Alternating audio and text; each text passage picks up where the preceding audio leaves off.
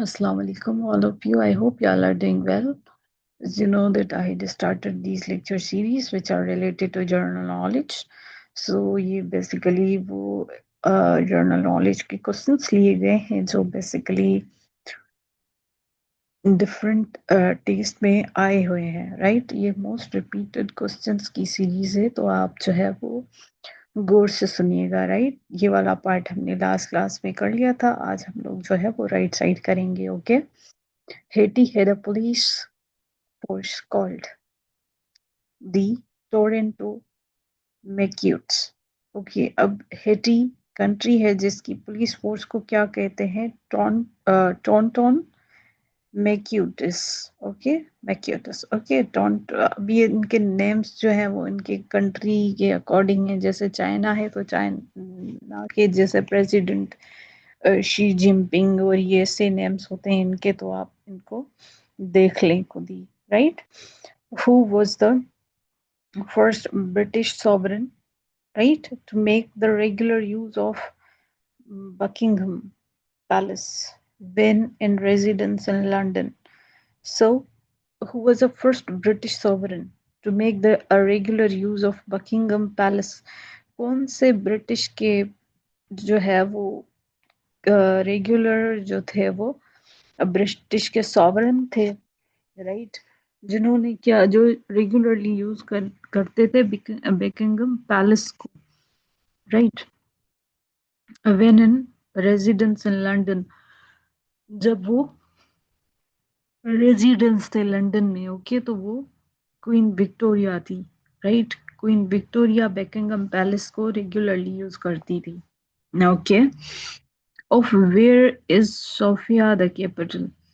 ये सोफिया जो है वो बुल्गारिया का कैपिटल है, ओके? अगर आपसे बुल्गारिया का कैपिटल बोल पूछा जाए तो आप क्या बताएंगे? सोफिया बताएंगे। What is meant by the musical term andant, right?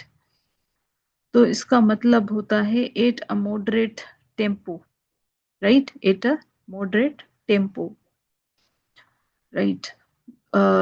Which drum has a soccer team called Ajax? अब कौन सी टीम के जो है वो टीम को हम which team has a soccer team called Ajax?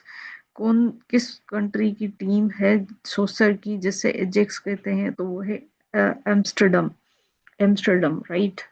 So which Dutch explorer discovered the New Zealand? अब Dutch के कौन से एक्सप्लोरर थे जिन्होंने न्यूजीलैंड को एक्सप्लोर किया था?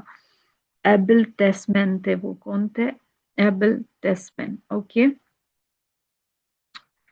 Witty Levu is the largest island of which country? So it is the largest island of Fiji, okay?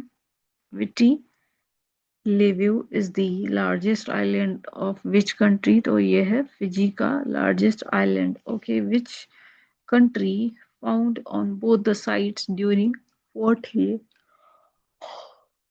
मतलब कौन सा कंट्री था जिन्होंने फॉट किया था, लड़ाई की थी? ये सेकंड फाइट का सेकंड फॉर्म है, fought, okay? On both the sides during world war two, तो Italy, okay?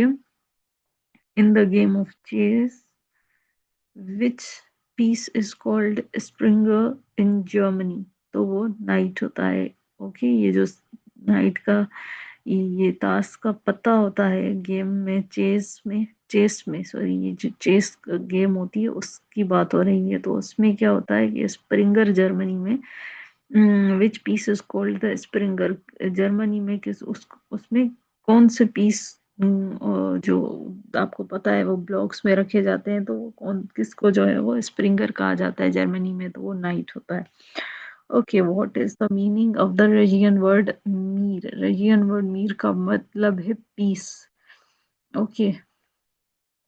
What is the longest river of France? तो वो है लॉयरी रिवर जो है वो लॉन्गेस्ट रिवर है फ्रांस की। What nationality was the explorer Ferdinand Magellan? तो नेशनैलिटी की कौन क्या थी? ये हमने पढ़ा था ना कि इन्होंने क्या किया था, लास्ट क्लास में हमने इसके बारे में पढ़ा था। कि इन्होंने जो है वो, if I want that, yes, ये देखें हमने ये वाला पढ़ा था ना मैगलन के बारे में, क्वेश्चन के who made the first navigation of the globe in the vessel Victoria, तो वो मैगलन थे। ओके, अभी देखें ये दूसरे तरीके से क्वेश्चन रिपीट हुआ है, राइट। तो ये इससे जो है वो क्वेश्चंस रिपीटेड हो रहे हैं। अभी इसकी नेशनैलिटी पूछी जा रही है, तो वो पोर्टुगीज थे। Okay, which Italian city is called Firenze, Firenze in Italian? Okay, तो वो फ्लोरेंस है। ओके, इटालियन में कौन सा सिटी है जिसे फायरेंसी कहा जाता है इटालियन में? तो वो है Florence. What is Australia's largest city? तो वो है सिडनी। ऑस्ट्रेलिया का लार्जेस्ट सिटी आपसे पूछा जाए तो वो है Sydney. Which term meaning lightning war was used to describe the military tactics used by the Germany in World War II? Okay, अब इसमें पूछा ये गया है कि जो टर्म है लाइटनिंग वॉर, ये was used to describe military tactics। अब ये लाइटनिंग वॉर जो है वो कहा जाता है, बोला जाता है जिसको डिस्क्राइब करने के लिए मिलिट्री टेक्टिक्स को, right, by Germany in World war Two. अब ये है बिलिट्स क्रिग। अब इसको कैसे प्रोनाउंस करना है, I must tell you, right.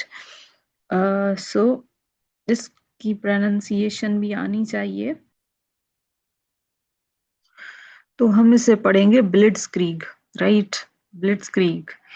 Okay, तो ये क्या मतलब, इसका मतलब क्या होता है ब्लिट्सक्रीग का, कि what term meaning lightning war was used to describe military tactics used by the Germany in the World war to.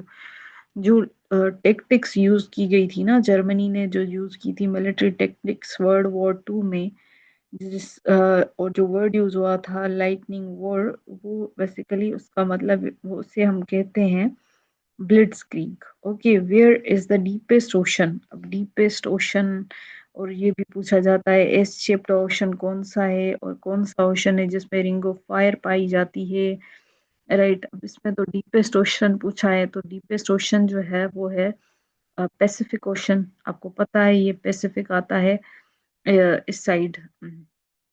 आप ईस्ट की तरफ भी देखेंगे तो वो ही होगा, क्योंकि वो कवर करता है अर्थ की जो साइड है पूरी, बैकवर्ड की मतलब most of the part of the अर्थ वो कवर करता है। ईस्ट में भी आपको मिलेगा पैसिफिक ओशन, और वेस्ट में भी वही मिलेगा। बीच में आपको अटलांटिक ओशन मिलेगा, नीचे इंडियन ओशन मिलेगा, राइट।